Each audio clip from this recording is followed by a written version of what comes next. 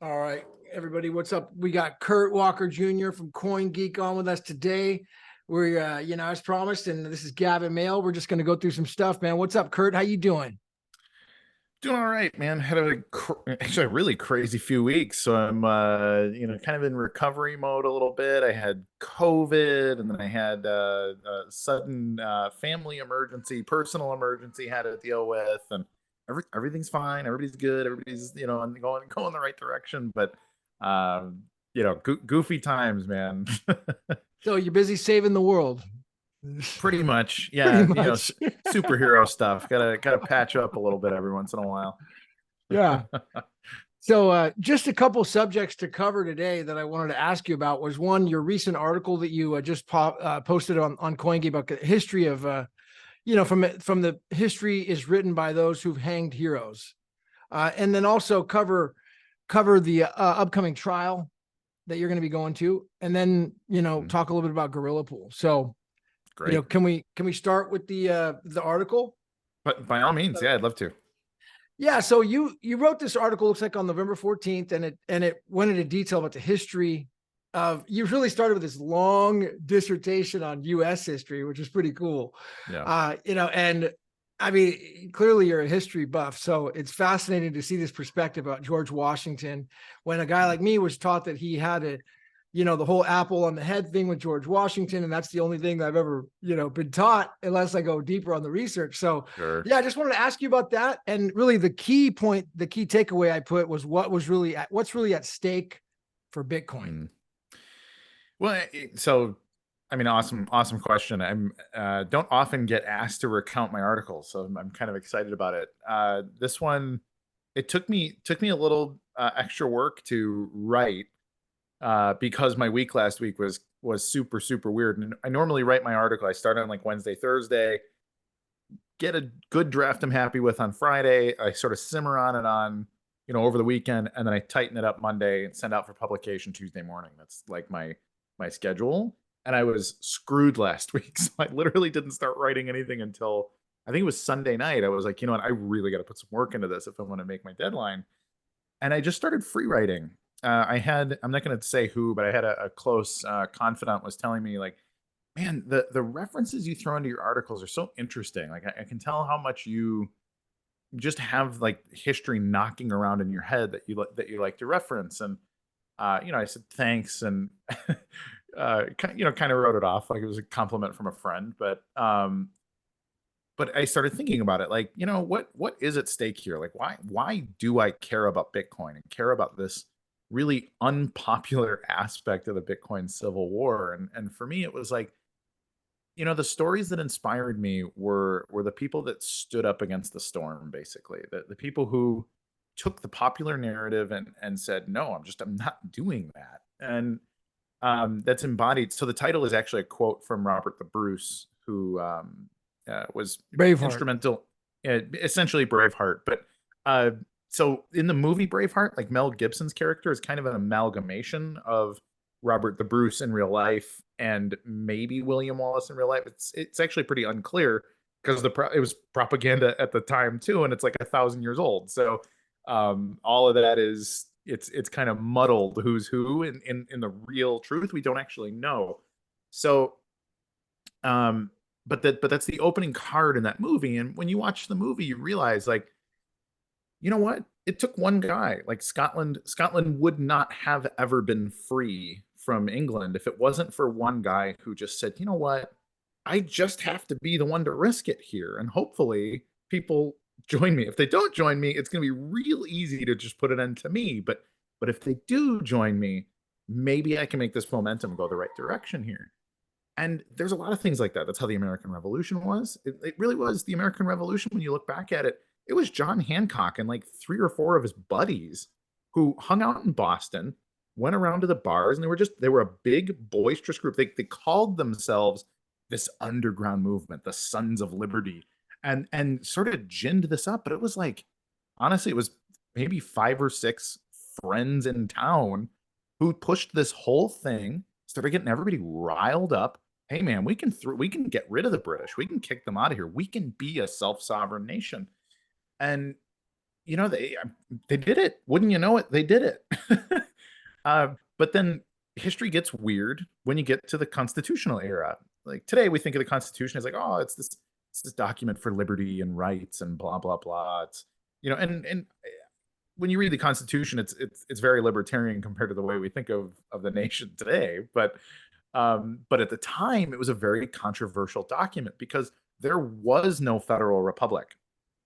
So we had this congressional system that was very, very loose. They didn't have power to tax. They didn't have power to raise an army. It was like, I don't know, man, if like a few dozen people meet up and kind of make decisions that are vaguely applicable to the sovereign states and sovereign people. But there were 10 presidents of that system, this American Congress.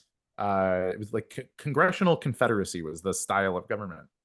Um, and people don't know this, so we get this story that, oh yeah, in 1789 George Washington was became the president and was ratified and blah blah blah, and it's like, well, when did the Civil War, when did the Revolution end? It was 1781, right? So what happened during those almost 8 years? Some stuff happened. It's like, well, no, lots and lots of politics happened inside of that 7 or 8 years right there. And just I just told the story. It's just the history. And then you get to digest it and say, man, if I just take everything that I think about fake news and how am I being social engineered, and like, is it Russian bots? Is it Mossad? Is it the CIA? All these other things like manipulating me across social media to be the political animal I am. Well, the answer is yeah, probably kinda, but it was the same thing back then. And so just recounting that history and just learning who these people are, who is George Washington?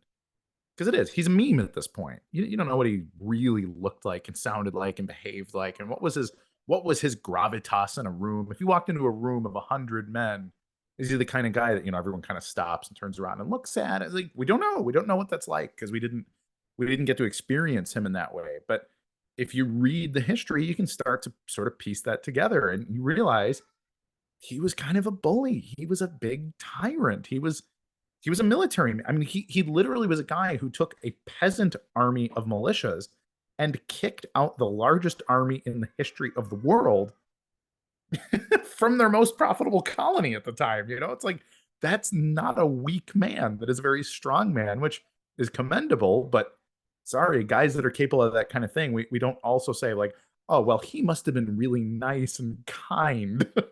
So, I mean, if he was, that would be a bonus for sure. But that's just not the case. I mean, he was a very hard man, fought a very hard war, and he was a veteran of a nasty struggle for a very long time, and that was the way that he ruled too. As the first president, he was a tyrannical executive, and that's reality. And if we know that reality and move forward, we're all better for it. Sounds like a good, slightly different perspective on George Washington from the one I was taught, for sure. And fascinating, Yeah. Fascinating article. Now, then you go down to, is this really a Bitcoin article, or is this a Bitcoin article? And back to the Bitcoin challenge. And then you touch on Mike Hearn. And for those who aren't familiar with you, Kurt, on the Bitcoin perspective, you're bringing up some old names like Mike Hearn. That's like, way back, in Gavin Andresen. I mean, what can you tell us about this part of the article and history here? So Andresen was the first guy to really talk to Satoshi. He ended up becoming the lead developer of the project, and one of the major guys who was implementing Bitcoin. Satoshi was also something of a tyrant, actually, but he would give out kind of orders as to what he wanted to see done in Bitcoin. And Gavin would be the kind of guy that would put them together. Can you hear the kids in the background? A little bit. Is it distracting, or are we okay? It's okay now. Okay. Well, I think they got quiet now. Yeah. So, Andresen, but Andresen was he was a very gentle man. Actually, he's very soft spoken. He's very trusting. A good person. Gavin was a good man. Mike is similar, Mike came from Google, actually. He was an engineer, software engineer from Google. Also, one of the very first people to interact with Satoshi on the forums. And interestingly, he was the first guy to really start taking to broader questions. Like I think the first guy that had any positive feedback was Hal Finney. But Mike would have come in a few weeks later, essentially, and come at it with like, hey, so I was thinking about so he's coming up with edge cases, he's coming up with security scenarios and then like user experience kind of stuff. Like he was really thinking, how can we make Bitcoin better? But that was his mindset, which is I love that. So when I read Mike Hearn, you go back and read everything Mike Hearn wrote, and it's just like this guy gets it. This guy understands why it's disruptive. He would frankly be one of us today. And so he starts having these conversations with Satoshi about like Visa, Bitcoin being able to process more transactions than Visa in 2009. Like that was a quote that we use all the time, but it was a quote from Satoshi to Mike because Mike was talking about like, you know, hey, what if like scalability? What if, and you, like his wheels are turning. He's trying to figure out how can I make more and more and more happen on this network. And Satoshi liked it about him. He's like, yes, we can, and here's how. You know, so there's a lot of really really gold quotes out of Mike. Mike and Satoshi, their conversations are very illuminating. Um, Humorously enough, Mike ended up trying to code up a competing reference implementation for Bitcoin called Bitcoin XT. This was in 2000 like 13 to 15 era. What it was is it basically had an adjustable block size limit. So the core client has a hard coded 1 megabyte block size limit. But Mike said that, well, why shouldn't people be able to choose what size blocks that they'll build and whatever? Like they should just compete. If they fail, they're orphan. But if they win, like good. Like we're adding more competition to the node network in Bitcoin. Well, it was immediately treated like, oh, he's trying to create an altcoin. He's trying to fork the network and trick people, and which wasn't the case. I mean, he was one of the core people that was contributing to Bitcoin at all at the time. And then it got so bad. Mike actually ended up he was running XT. XT was running on the Bitcoin core network because he built it in consensus with the network rules. But then all of a sudden there were these DDoS attacks that were happening and targeting his XT nodes. And so not just DOS attacking like Mike's IP address, they were attacking the entire ISP. So we're talking about an entire maybe town, maybe county. He's British, so I'm not going to be real good with my geography as to where Mike Hearn lives exactly, but there was a sizable area where XT nodes were being run that got DDoS attacked and took the entire ISP. So hundreds, thousand, I don't know how many people, but many people had no internet access because the trolls from Bitcoin Core decided to do a massive cyber attack against these XT nodes. And then what they did is say, oh, see, these XT nodes don't work. They're DOSing themselves off the network. They're broken, you know? And I'd like to point out that in countries like the United Kingdom, cyber attacks are actually categorized as terrorism. So we could look into that a little bit. But Mike ended up getting bullied heavily for a very long time, and he finally bailed. Wrote a long letter about how Bitcoin is just a failed experiment. Ultimately, like the people that are involved in Bitcoin are so utterly toxic that it can never be successful. Because you can gauge the success of a system by the people who gravitate toward it. And he said, and it's 99% just absolute dregs of humanity. And he specifically calls out Greg Maxwell, who at the time I believe was the CTO of Blockstream. And he mentions Greg a number of times. Like the article is kind of a big F you, Greg. Like I hate all of you, but I hate you the most kind of message. And then he basically the quote that I put into the article was essentially like good luck. And that was it. Mike maybe heard from Mike 3 or 4 more times about Bitcoin over the next 8 years. But I mean, he literally completely retired out of the Bitcoin space. Ended up being an engineer at R3. which is the company that makes Corda, which is sort of a hyperledger competitor, private blockchain kind of thing, because he was interested in scalable blockchains. But as far as I'm aware, he is no longer with them either, and I don't know what Mike is up to now. But good dude, genuinely curious about Bitcoin, put in the work, and got beat up for it by the Bitcoin bullies, unfortunately. All right, so thanks for the seriously intense background there on Mike Hearn, going way deep, man. Yeah. That was really insightful. I mean, really didn't know much about him. So, and also Gavin Andresen. So, what is at stake here with Bitcoin, Kurt? If we fail, if Bitcoin fails, how does that? What's really at stake for the people? I mean, and how is this all tied into this historical perspective back to the original, republic in 1776? So if you think about why the truth matters, and then therefore why both good and people want to make a point of really trying to control the narrative. Narratives win wars. We've got Israel and Hamas and all this stuff going on right now, right? Both sides are saying the other ones are genocidal. Like both sides are killing each other's children, right? That's the reporting.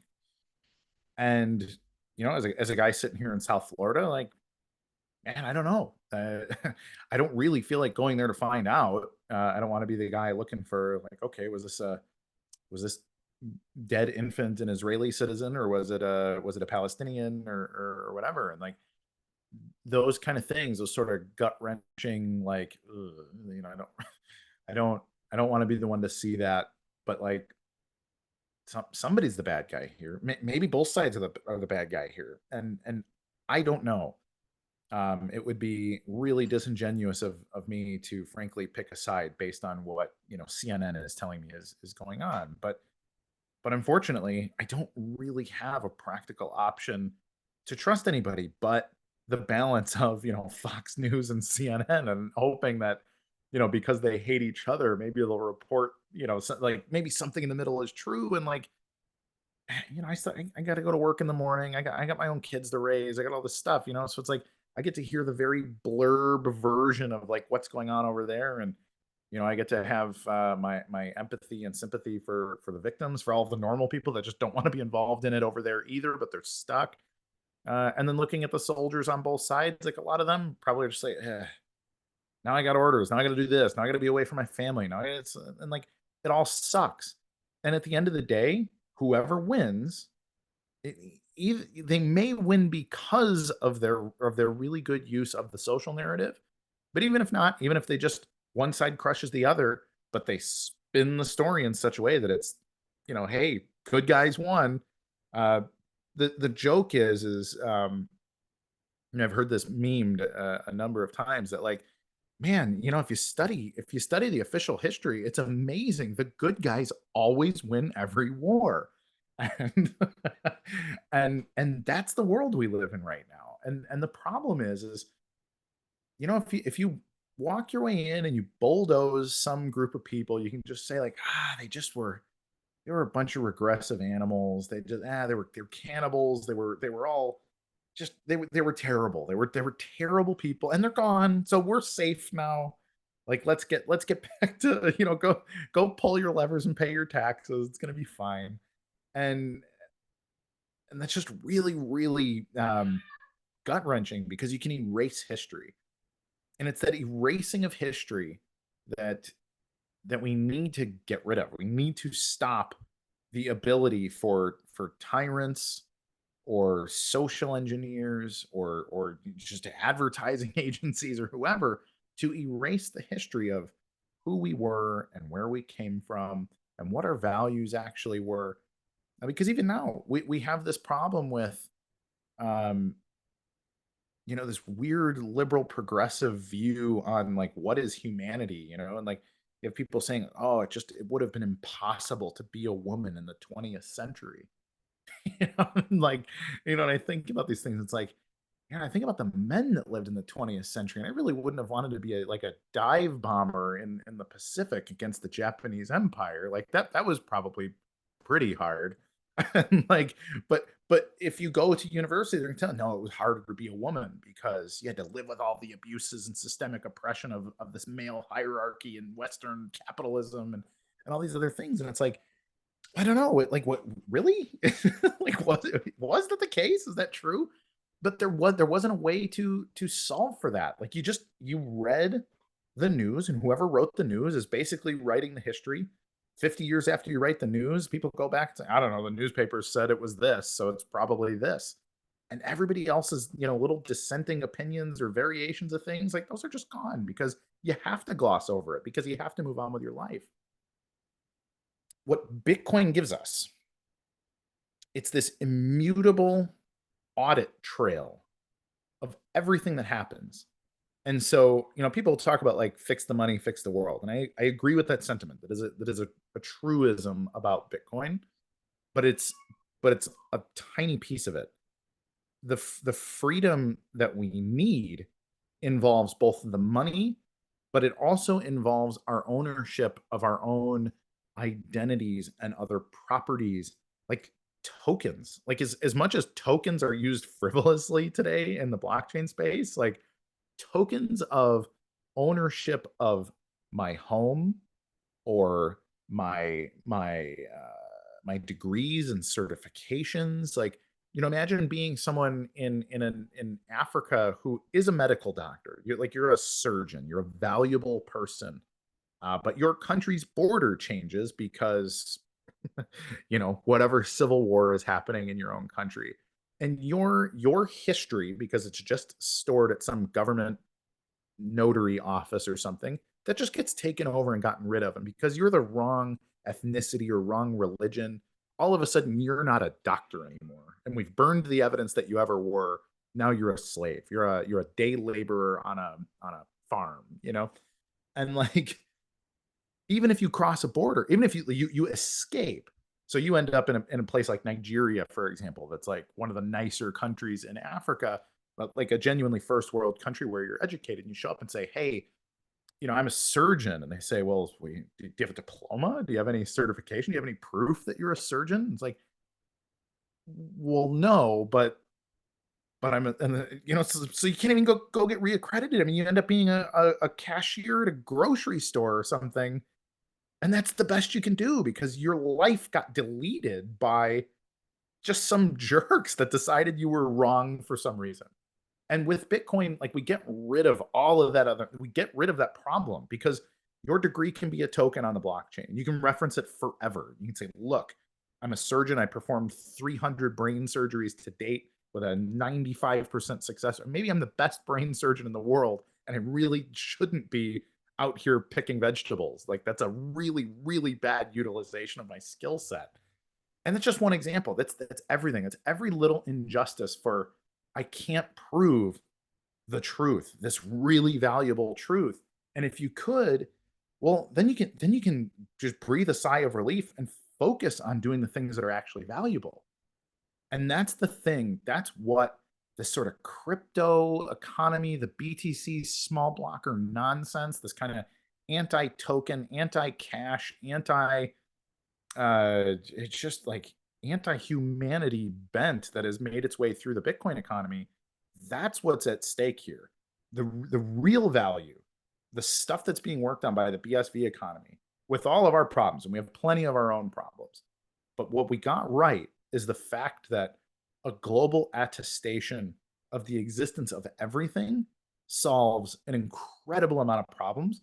And it's a problem worth working toward, despite the fact that maybe we don't like the personalities in the space. It's a goal worth fighting for. And so that's what I'm fighting for. I try to tune out the noise as much as possible and focus on my contribution to that technology. And it's not technology for technology's sake. It is technology for the sake of humanity. It is important. It's my mission. It's why I'm here. Seems like Bitcoin, the way from your perspective, it seems like Bitcoin, the blockchain, it's preserving a piece. It's able to preserve a piece of history through its ledger, through its like logging of activities. So, is that being done right now through existing companies, or is that a distant future? So to a degree, I mentioned WeatherSV in my article briefly. One of the first articles I ever published with Coingeek is called "An Inconvenient Weather App," and I go into some of the data problems over the course of the last probably 50 years in climate science. And the problems are, if you go back to like the 1960s and 70s, it was being done by universities that are basically looking for like what's the global temperature of the Earth, which way is it going. By the 1980s, they had decided we're going into an ice age. Like the Earth is definitely cooling at a detrimental rate. And then all of a sudden it flipped. In the 90s, it was global warming. Like the Earth is getting hot at a detrimental rate. And but if you look at it, there were a couple of universities that were like the sole custodians of this data, of a certain amount of climate data over a certain, time and space, and they just lost it. Like somebody literally just accidentally deleted the data, probably because the department got defunded and whoever cared left. And then whoever came in was like, I don't know what this is. I don't know how to read it. Doesn't matter. And so we have these chunks of climate data that are just gone. Like we cannot recreate them. And so then we don't know. But in my article, I explain the value of WeatherSV. And it's funny because it's criticized for a long time. It's like, BSV is a weather app. Like, what the hell is that all about? And it's like, well, is there a major nation in the world that doesn't have a major climate policy or a policy that's related to the temperature and the direction of climate as like a major policy point in their governments? Because we're spending maybe billions or trillions of dollars under the presumption that we do understand what's going on with the Earth, but in reality we don't. We're stuck trusting a mix of weird data.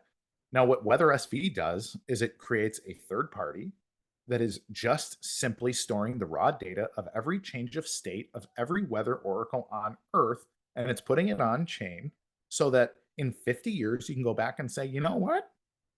It's about the same temperature in Omaha now as it was 20 years ago. And then for any other place on the planet that had a weather oracle that was putting that. And so you can actually start to make a big data, sort of data aggregation. You can feed that into a machine learning thing. You can ask AI, like, hey, what does this data indicate? Well, I mean, you have the data. The data, it cannot be tampered with. You can't have the Koch brothers out here saying, oh, climate change definitely isn't happening. We need to get back to business. And we also can't have Al Gore and Al Gore's people say, oh, look, the climate's definitely changing. We need to tax everybody more. And here's my new book, right? And so I don't know if the planet is, it's just like I don't know what's actually happening in Israel and Palestine because I'm not there. I don't know if the Earth is getting warmer or colder because I'm not a climate scientist. I'm not educated to be able to make those decisions. I don't know what metrics are actually being discovered. I can sit and Google it if I want to argue with somebody on the internet about what I think is happening, but that's a waste of everybody's time. There is an answer, and the answer is found by getting the most possible data over the longest period of time that we can and making an actual assessment of it. And we haven't been able to do that. And so we're making policy without that information, just based on politics instead of actual data. But what WeatherSV does is it gives us the opportunity to have a real conversation about the real data, and we can depoliticize climate change. Wouldn't that be incredible? And that's just one thing. That's just one thing that is also solved by giant immutable data. There's so many more. There's so much more there. A WeatherSV, that's a perfect example. I spelled out in your article here. It sounds like of use case of like big data storage for the future, preserving our history. And like you mentioned, it sounds like the legislating off of accurate information as opposed to just politics and creating policy based upon lobbyist interests. We can actually reflect on the data. So WeatherSV, something people should check out. So all right, is now a good time to kind of transition over to your involvement in the cases pending with COPA versus Wright. Sure, and absolutely. Ultimately, it seems like it started with you. Well, probably before this, but when I really started tuning in was your following of the Kleiman Wright trial in 2021. At the end, you were at the trial there. reporting on it daily. And so, I'll just be bold about it. It's my goal to get sponsor to go and do the help with the reporting on this trial with you in January, whatever the dates are. So that's my intent. I'm putting it forward. As for your perspective, you have a lot of experience in this. I mean, there's referencing Zem Gao's article, because I think he really did probably the best job from an expert's perspective as to breaking what's going on. And there's multiple cases. You got COPA versus Wright. Then you got Wright versus BTC Core. It's a counter claim. And then there's the following copyright claim, that could potentially happen. Yep. And then there's all the other cases leading up to this, like you were at, the Kleiman Wright trial. And then the other ones, which may or may not be relevant. So, I mean, what can you tell us? I know you and Jack touched on it a couple weeks ago. Yep. So what can you share with the audience about what to expect? I don't know a lot that isn't public, and the amount of data that is public, as you're well aware, is a massive chunk of information to digest. So, if anybody wants to become an expert on Craig Wright's legal stuff, go ahead and spend 100 hours reading, court documents and transcripts, and like an ungodly amount of evidence too. But I mean, it's another data case. When it comes down to it, like COPA is about intellectual property. They're the Crypto Open Patent Alliance. So they are specifically interested in, their stated goal is they want to create a patent fortress that keeps crypto open. They don't want people to have to pay patents in order to develop a crypto project. But the people that are involved are, Facebook, Meta, Facebook's parent company, Meta, Block, which is Jack Dorsey's payments company, formerly called Square, which more people are probably familiar with. You get MicroStrategy, which is also a data-driven sort of tech startup from 20 years ago that continues to offer data services in the big business world. So it's like an analytics and intelligence company. You got Blockstream, who, as the name would imply, is like a dam in a river. And a bunch of other people. You ever think about that name? Like, it really is kind of interesting. Blockstream. Yeah.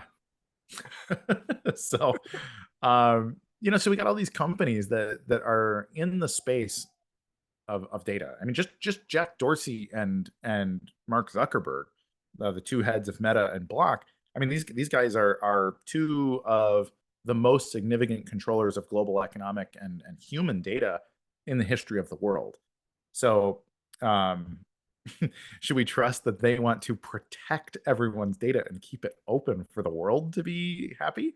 Anybody that's ever done business with Mark Zuckerberg can attest to the fact that he's not exactly an altruist. So I think we need to look at what's actually going on behind the scenes. Like, why would they all collectively come together to sue this guy who's allegedly just this goofy fraud guy in this gigantic case? And so if you zoom out a little bit and say, okay, what's actually going on here? And it really is about issuers' rights, is the way I see it.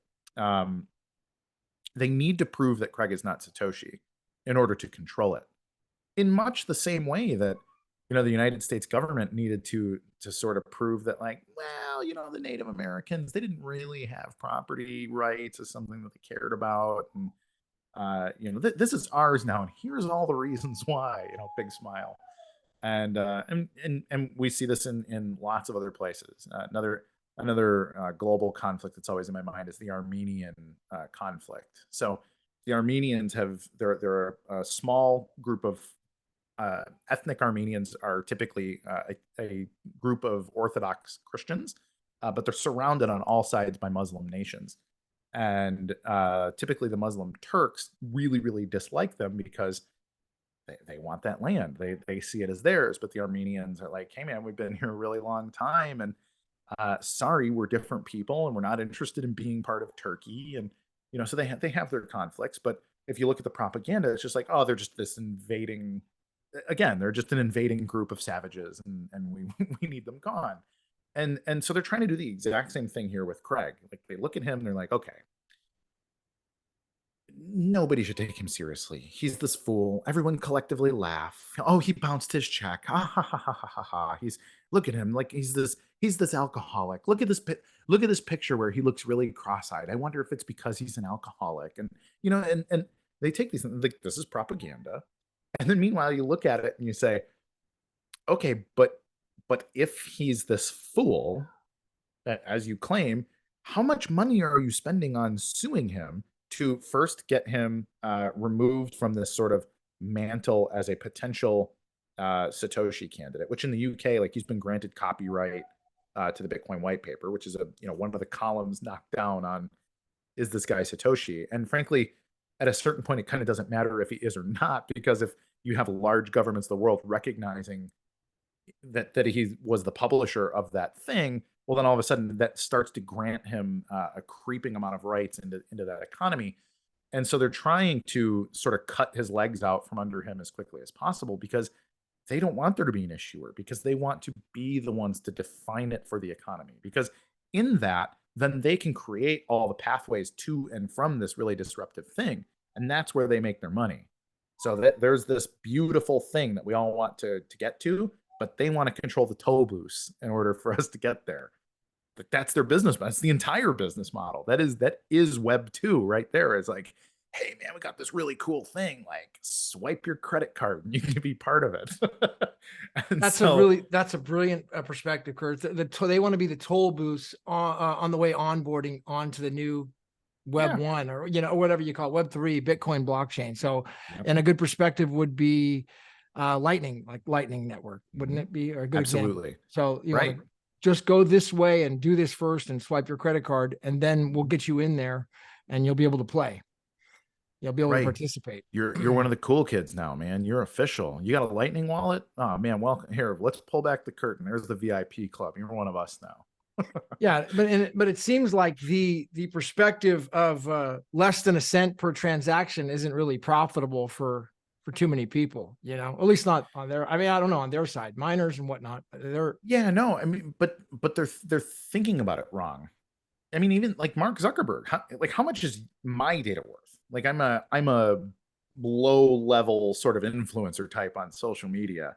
And I actually get payments from X now. So there actually is a number for how much my time is worth. Like once a month, I get about $60 or something that's deposited in my account for all the engagement revenue and all this other stuff that I've created. So that's the value of me, if I was, somebody with 1 million followers on Twitter, they're probably making a few grand a month and that kind of thing off of their engagement. But for the typical person, you're 8 billion people that are just not doing anything that group of people finds interesting.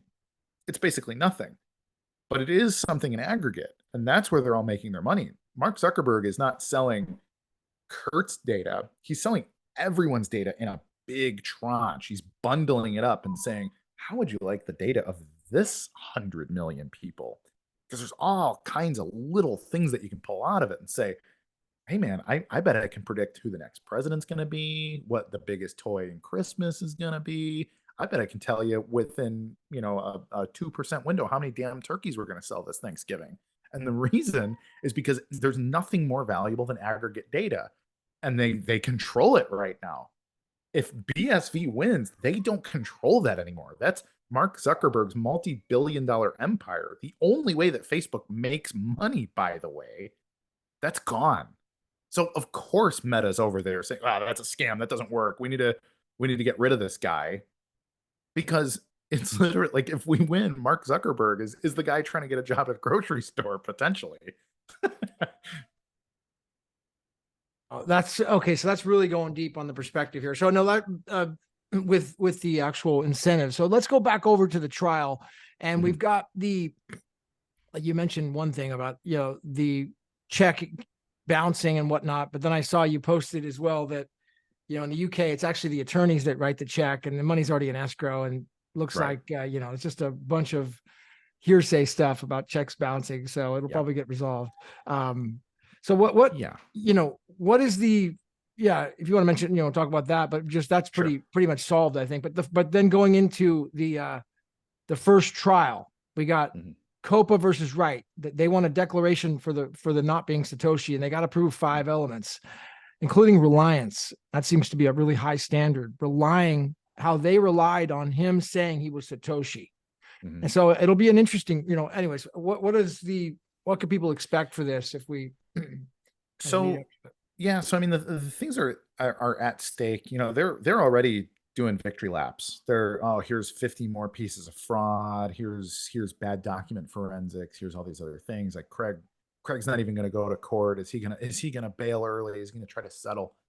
And I think it's the exact opposite, because the way that this is stated, for people that don't understand how the law works and how court works, is when you are trying to prove a negative, like, so you're trying to prove definitively, legally in the UK that Craig Wright is definitely not Satoshi, that is exceedingly complicated to do.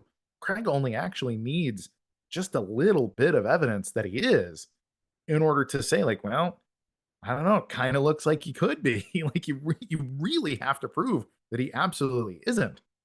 And so I think it really is. It's even with a lot of the drama, the Kristen Ager Hansen, the man, he just switched to law firms again, and all the stuff that's swirling around. I still think it's his game to lose. I mean, I think he's in a pretty good spot. And the other thing is that you look at the evidence again in aggregate. Like, sure, you can pull out inconsistencies about his documents and all that stuff, but there's hundreds of thousands of files that are being looked at that nobody's talking about. And so there's a lot more that can and I believe will come out in this case that shows, hey man, you can't get rid of this. And here's the thing: if there's one email where Craig and Dave were talking about Bitcoin that is not somehow some backdated, modified, whatever, if they can get one checksum to come out, oh well, how about that, huh? So, and that's really all you need, because they've kind of put themselves in a position that it strikes me as an almost unwinnable case at face value. And so it actually shows you how important they think this is. They are likely to lose. Maybe a little less likely to lose now than they were about a year ago when this all kind of kicked off. But when they kicked that off, like, this is a Hail Mary on top of a Hail Mary on their part. This indicates this is extremely important to them, which says whatever Craig's got is really, really, really dangerous for their empire. So that's what's really at stake here. I mean, COPA is a big benchmark. There's a lot going on here.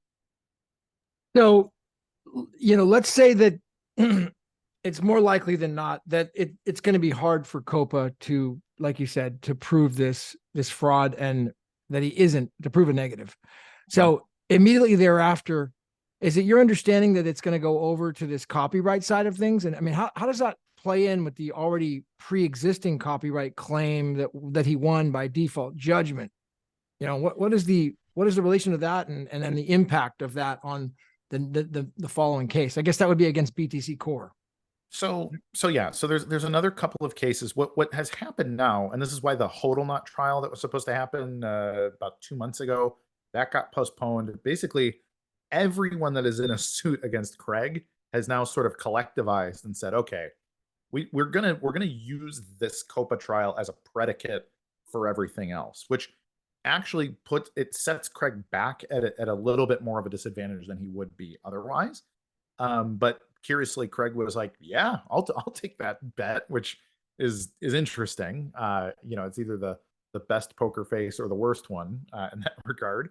But Craig basically accepted, like, yeah, no, let's do it. Let's make this a predicate case for everything else going on. So he does. He has this devs trial. He's got this other copyright stuff. He's got this the fiduciary duty over, like, whether the devs from Bitcoin Core and Cash and other these things can essentially run software to give him stolen coins back without private key signatures and some of these other things. So there's a lot of other stuff going on to bundle up into this, but it's all sort of predicated on the fact that, like, again, if COPA can prove definitively that Craig is not Satoshi, then the rest of it is all nonsense, right?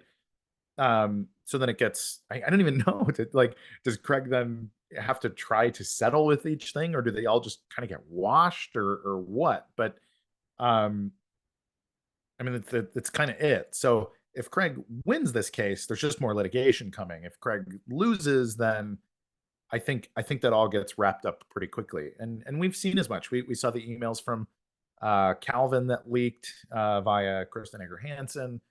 We heard some of the conversational stuff that basically from those leaks that, like, hey, I think everyone in this game kind of realizes, like, look, like, COPA is kind of like our Battle of Waterloo here, and depending on how this plays out, there's either going to be a French global sphere of influence or an English global sphere of influence, was kind of what was at stake between Napoleon and the Russians and the British and stuff in that era. But that's what this is for Craig. It is win or lose, and the way that plays out really impacts.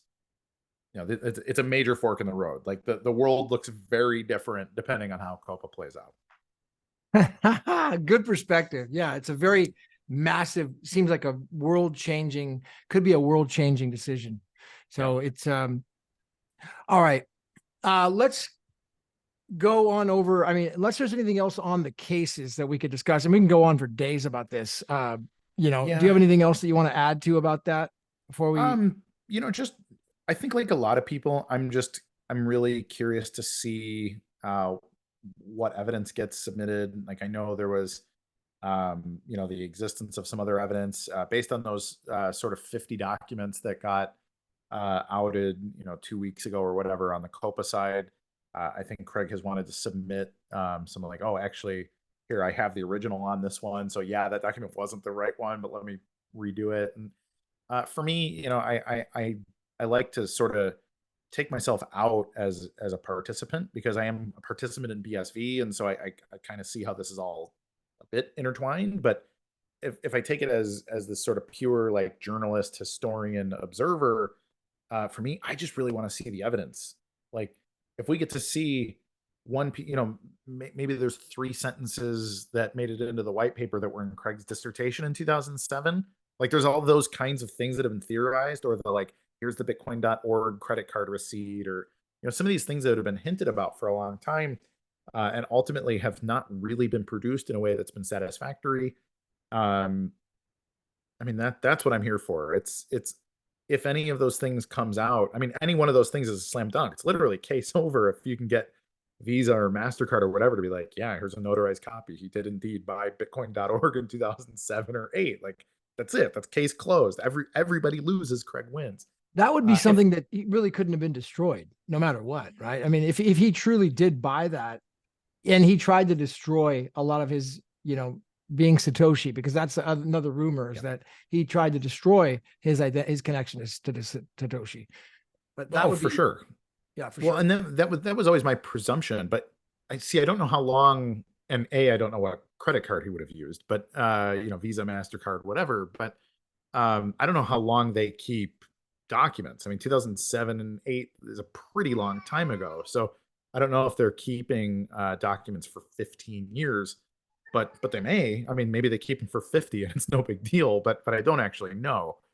But yeah, I mean, any one of those things is a museum piece. Like, imagine what the credit card bill from 2007 Satoshi Nakamoto would go for at an auction at Christie's or something. I mean, it's like a multi-million-dollar piece of, like, museum quality stuff. So, I mean, that's what I'm excited about. Like, imagine getting to see that, getting to to realize that after all of it, after all the, like, just weird crap we've all been through, do you imagine if it was like, oh wow, okay, like Craig's Satoshi?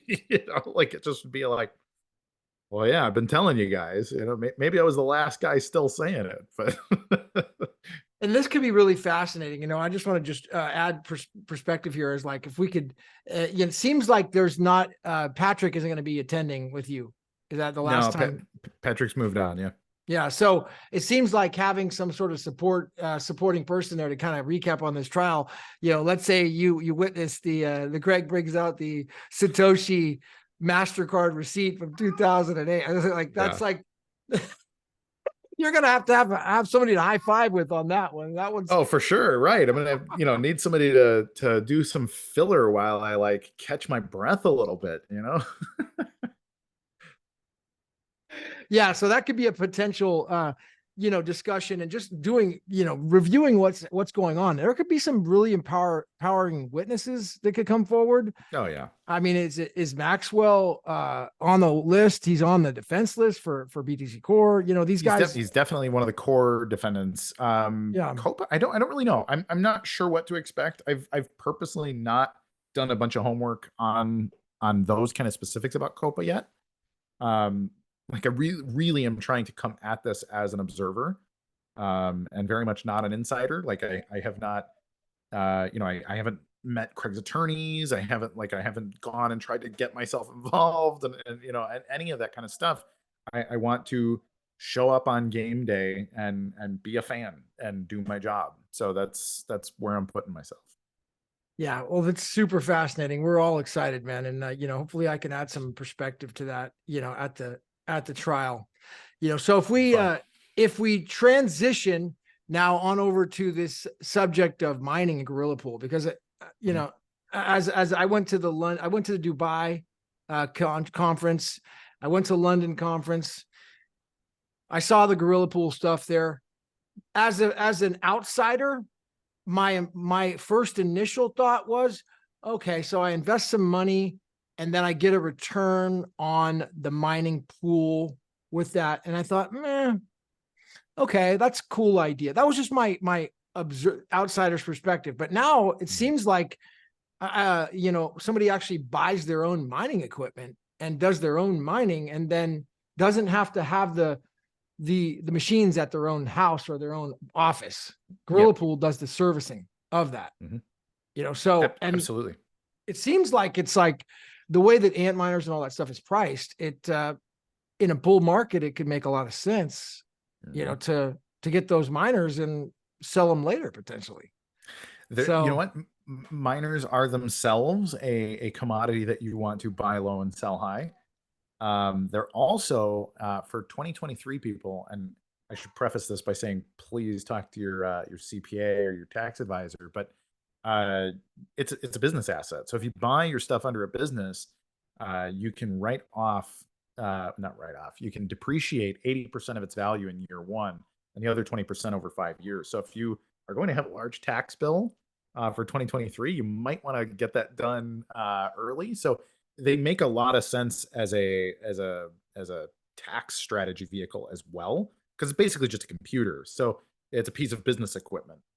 But with that, yeah. So if you buy a miner, they're anywhere between $2,000 and $3,000 each right now. They will cash flow you in Bitcoin immediately when you plug it into the pool. And the cool part is that if Bitcoin either version, this is why I really like it as a hedge play too. Like if BSV stays $50 forever, but BTC ends up going to 150 grand, well, all of a sudden the profitability on that machine goes up significantly as far as the market's concerned. And so that machine, I can't promise you that it's going to go up in value, but I can say that this is now my third major halving cycle where I've been mining. And at the top of the bull market, the last one, we were selling used equipment for between $9,000 and $12,000 a unit. So if you're buying something between 2 and 3 and you get to use it, and then it becomes a lot more valuable over time, like it makes your coins basically free there. So there's a lot of opportunity on the speculating on the equipment, speculating on the coins, utilizing the tax opportunities there if you're running it through a corporation.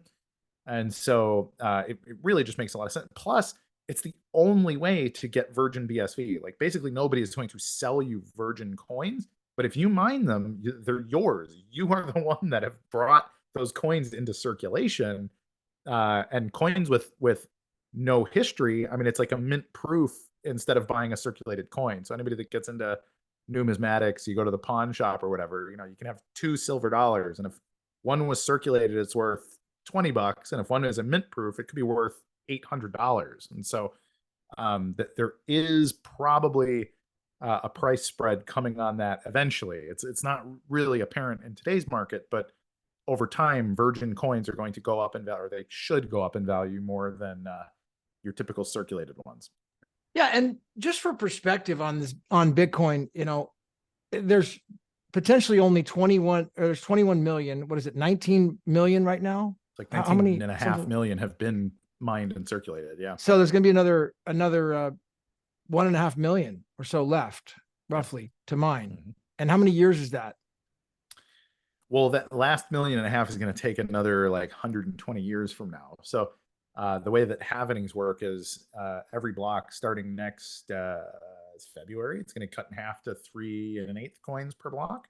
And then 4 years from then, it's going to be 1 1/16, and then it's going to be less than 1 Bitcoin. And just man, I'm thinking about that right now. Like 8 years from now, we're going to have less than 1 Bitcoin per block, which is exactly why we need big blocks and we need fees. Like we need to replace that subsidy with fees. So the distribution schedule is designed to be, they're paying you tons of coins at the beginning when they don't have value, but as their value goes up, that the amount of coins that you earn goes down very drastically. So this really is kind of that last window. We're in that sort of last, God, I can't believe it, like less than 10 years now where you're going to be able to even get 1 coin per block. And so this is like nearing the end of the gold rush, because after that, it's the coins that are churning through the network are not going to be new coins anymore. Like it is going to be basically everything is just circulating, and that's where value is going to come from. So that's another consideration, frankly. So it sounds like okay. So with Gorilla Pool, basically what people can do is get the miners wholesale from Gorilla Pool. It sounds like, and then Correct. basically with that, Gorilla Pool will host them, and then basically you're going to be able to, people will be able to get virgin Bitcoin. And for those who kind of can appreciate the intrinsic value of that, I mean, what is it, like 38 millionaires in the world, and there's only 21 million Bitcoin and 19 million in circulation? I mean, what? Yep. I mean, it's hard to speculate on this sort of thing, Kurt, and I'm not trying to get advice from you, but I mean, realistically, is it possible that BSV could actually be where BTC is in the near future? I mean, is that even remotely possible? I think they flip at some point, because here's the thing, like the beauty of Bitcoin is that it is a completely balanced economic system, but BTC has purposely and arbitrarily thrown its economics out of balance with the block size limit. And so unless they make BTC look a lot more like BSV, and frankly they can't, because a lot of the changes they've made are it's like you've picked the direction to go, and like you kind of can't unwind it, especially with their narrative that, well, the real Bitcoin does X. And so, I mean, they would have a massive social campaign to try to wrangle people back. And I frankly think they would lose at this point. They have very firmly established that the real Bitcoin is the one with 1 megabyte blocks, and that you can run a node on your mom's computer. And so, but it doesn't work. The economics break in 8 years now.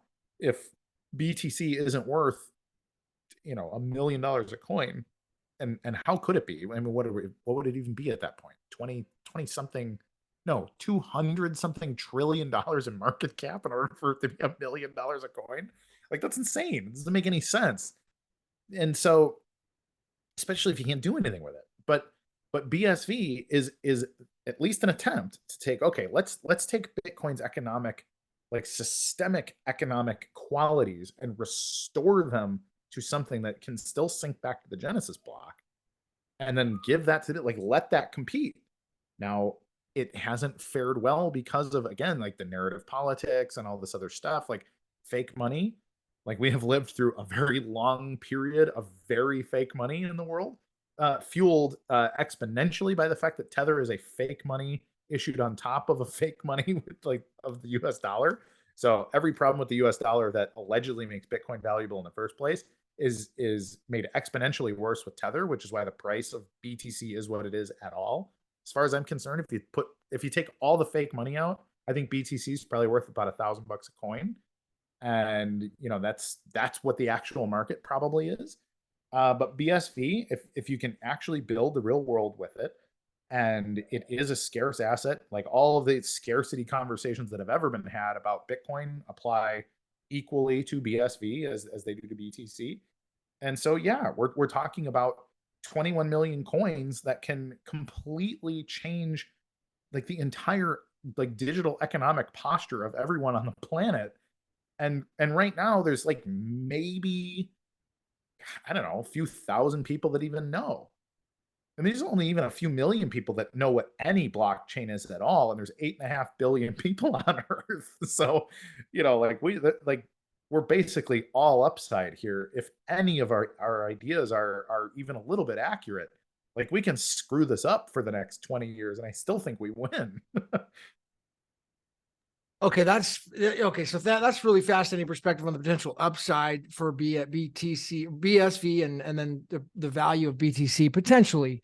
Now, I got to ask you another question that is just off the cuff here about the wallet addresses. Mhm. Now, when I go to the wallet address, let's say on Rock Wallet, and I look at my BSV Rock Wallet address, it starts with the number 1. When I look at the BCH wallet address, it starts with something else. I don't know if it was like a letter or a different Probably a number. QH I or think. QQ. Yeah. But then when I go to the BTC wallet address on Rock Wallet, it started with the number 1 as well. And then when I looked back at the original 70 blocks, they started with the number 1. So, is that true? Like, is BTC a number 1 and also BSV, or am I getting that wrong? So it's a yes and no, actually. So Bitcoin addresses are one. So the hashes, it's not actually even a Bitcoin address. I don't want to get too technical here, but your Bitcoin address is abstracted away and you are given a hash of your Bitcoin address. And the hash starts with 1 because of the way the algorithm is programmed. So a Bitcoin address hash will always be 1. In BTC, they have done things like, well, I don't want to pay to a public key hash wallet address. I want to pay to a script hash address because I want to do a multi-sig wallet in a way that is unique. Pay to script hash is one of the first soft forks in Bitcoin. I think it was 2012 or 13 that was added to Bitcoin Core. And so pay to script hash addresses start with a 3. You'll see them pretty commonly when depositing at some of these bucket shop exchanges because you need to have multiple signers for the sake of security. So if one person gets a key, they can't just drain the company wallet, right? So they use pay to script hash as a really pretty simple and novel way to just make it that you can't just clean the thing out. Those start with 3. Then you have SegWit, which uses its own address system. And those can start with a few, I think they start with 2, if I recall. I haven't used a SegWit address in a long time. I actually forget. But then there's like native SegWit, which is another variation on SegWit. Then you have what's called Beck32, and that'll have another separate prefix. So what you're doing is with that first number, it's indicating to the nodes which soft fork your coins apply to. So it's kind of telling you like what subnetwork is not the right word technically, but for the sake of the example, picture it as being like, you have Bitcoin, which is a straight line. It is a pipe of a certain protocol, but you get to a fork in the road and say, okay, is this going to be pay to script hash, SegWit, native SegWit, Beck32, and they all kind of have different protocol tags. And then whichever one you send it on, it's going to stay on that path until you pick another fork and drop it to another version or whatever. This is the criticism of soft forks when people say that, like, yeah, that's the airdrop. It's like, well, yeah, because you are kind of on a different network. Like, only certain nodes can even see your coin right now. So in BSV, all of that kind of meddling with logic was just erased because it's just extra calculations that need to be done. It's inefficient. Not to mention, it's arguable that things like SegWit like aren't bitcoins because they're using a completely different signature mechanism and everything. So when BSV got to the Genesis upgrade in 2020, the decision was made like, okay, we're going to get rid of pay to script hash. So no more addresses that start with 2.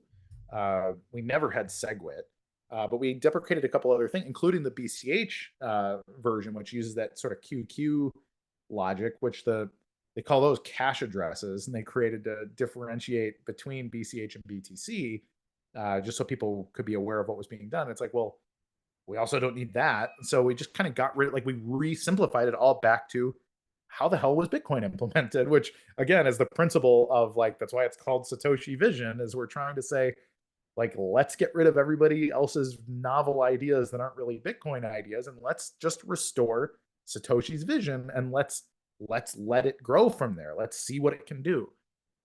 So that's what's going on there. Fun fact: if you have a coin on any of those three networks, and you create a address that starts with a 1 using a completely offline wallet, technically those private keys are valid on all three chains. So you can create like a 2010 or 2011 compliant wallet using a cold wallet generator, and you can send BTC, BCH, and BSV to that.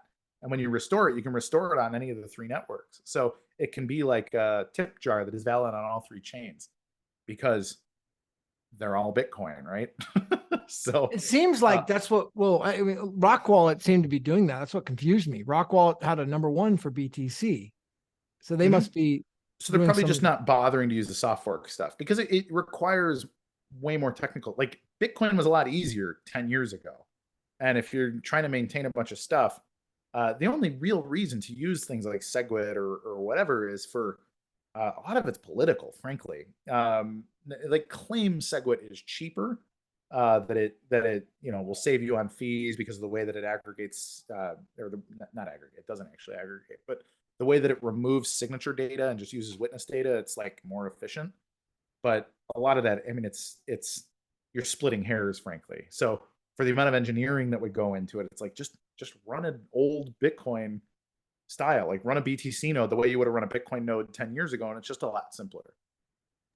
Fascinating. So it can be done that way. Obviously, that's what they're doing. So, yes, when somebody were to buy a BTC off of a regular exchange, how do they know which version that they're getting if they withdraw it? Or do they even have any control of that? So, well, now, I mean, there's a fork ID difference between Bitcoin Cash and Bitcoin Core. And then BSV, because it's technically split off of Bitcoin Cash, it applies that way. But then there's no relay protection at the protocol level between BCH and BSV. So technically, if you never split your coins after 2018, you can send a transaction that will actually replay on both networks. And the addresses are valid on both networks too. So just for example, if I, let's say I had a Bitcoin wallet in 2015 and I haven't moved it until today, and I want to move it today, if I send that transaction, if I just send it to another address right now from a Bitcoin Core wallet, what it will do is it will broadcast. Let me think. What will it do? I think it will just broadcast. If it's on BTC and I'm using a BTC wallet, it will just broadcast the BTC. But if I check on a BCH browser, it will show that they're still there. So then if I import those keys into like Electron Cash, I think is the BCH wallet that will split that. I think the Bitcoin.com wallet will split coins too. Then I can just send another transaction to another similar wallet. And if I don't split my coins, it'll send the BCH and the BSV. But if you have a wallet that knows how to split it, what it will do is it will add a little bit of dust. So it'll add like one sat basically to the transaction that uses some rule that only exists on BCH or BSV. And so that will split them because that's how they're creating the divergence by saying like, oh, this coin is invalid on Bitcoin Cash, and therefore this coin just will revert to BSV or something. So that's how it works. That's how splitting coins is done, and that's sort of the nature of forks. But this is why I always kind of talk about the Bitcoin basket, like, because again, if you just bought a Bitcoin in 2015 and haven't done anything, you're holding equal parts BTC, BCH, and BSV in that wallet, and you're 1-to-1-to-1 ratio and total sats on each network. And so then people are like, well, that's not Bitcoin. It's like, well, if I was in a coma for 30 years and I wake up in 2040 and BSV is the only network that ever existed and nobody tells me about the Bitcoin Civil War, I'll just wake up and spend my Bitcoin that I saved in 2015, I won't know anything happened. I just have my Bitcoin and it just works. Possible outcome. You never know, Kurt. It's a premonition. So that could happen. Yep. So, all right. So we talk about your article and your perspective, man, on like the what's at stake for Bitcoin and the history, your perspective as the Bitcoin historian, and then the COPA trials and the accumulation of the cases, and then Gorilla Pool. And then we went deep here on the actual like technicalities of the forking and how Bitcoin works, man. So is there anything else that you want to add before we wrap up? You know, I say this a lot. I think if you really want to make a difference in Bitcoin, if your goal is to see BSV succeed or whatever else succeed, you really got to get people using it and not arbitrarily. You know, using Twitch or using HODL Lock or some of these things, like socializing with your friends, like that's cool. In my opinion, that's not how we go exponential. I have no criticisms of those social networks. I use both of them and I like them. But ultimately, we need more people to use these things in business. So we don't need more app developers. We don't need more tool sets. We don't need a whole lot of things that a lot of people want to build. We need more customers. We need people whose lives will be made better by reducing the friction of their payments or increasing the integrity of their data. Both of which are multi-trillion-dollar opportunities, by the way. And so figure out how to sell a solution to the kind of people that have that sort of money and you can solve those problems. And then it makes it much easier to win because you're bringing in liquidity and volume and you're bringing in customers. Like you get rich through your customer and through your holdings rising in value as well. So that might be a little ways out, but that is the real road to victory. And in the meantime, if you don't really have, you know, sales and business management experience, product management and all of that, Gorilla Pool really is one of the best ways that you can get involved. So if you just kind of want to deploy some money and actually participate in making the network better, like objectively better, buying hash power makes the network more secure. It makes it more likely that Gorilla Pool will mine more blocks. And Gorilla Pool is building all kinds of tooling for the sake of the network. Like we are supporting lots of applications that ultimately people are building on. So, and you get paid for it. It's not altruistic either. Like those machines do ROI, they make you money. So it's a really good way to kind of say, you know what, I am doing something for the good of the network other than like twetching or hodling, both of which are cool, but it's a lot cooler to have some hash power. So that sounds like utility is the key. Utility, inside sales to these big enterprise businesses potentially, and then getting involved with Gorilla Pool, potentially having hash power. So how can people do that, and how can people find you, Kurt? People can find me at Kurt Wuckert Jr. basically everywhere, like every social network. Reach out, send me a DM, whatever. Or you can go to gorillapool.com and fill the contact us. You'll talk to Kevin, who is literally sitting over here over my shoulder, taking your messages as we speak. And he'll be very happy to, you know, hand out quotes and get you going. He's really good at his job too. So really grateful to have him. And also read my articles on Coingeek. I love to publish my deep thoughts. I'm really digging in and trying to write cool stuff. I'm not there to, you know, talk about the news of the day. I'm really trying to get you to think. So when you read my stuff and ask me questions, like that really lights me up. So please do that too. How did you make those cool AI pictures? So fun fact, I was a graphic designer and a pre-press operator in a past life, basically 20 years ago. AI is definitely part of my game. It has made a lot of things a lot easier. So what I'll usually do is I use Midjourney, and we'll start with a concept and like bring it up, and then I'll drag it over into either Photoshop or Illustrator, and I will add my own stuff to it to make it that much more fun. So not anybody can do it. So it is a mix of human and AI art going on there. Fascinating, man. Very good, Kurt. Well, I appreciate it.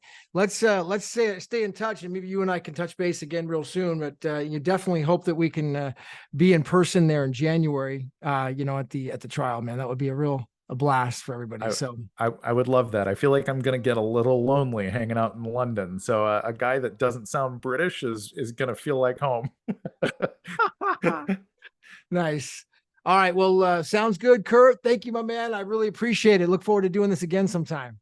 Thanks, Gavin. All right. Ciao. I'm gonna stop. Let's see.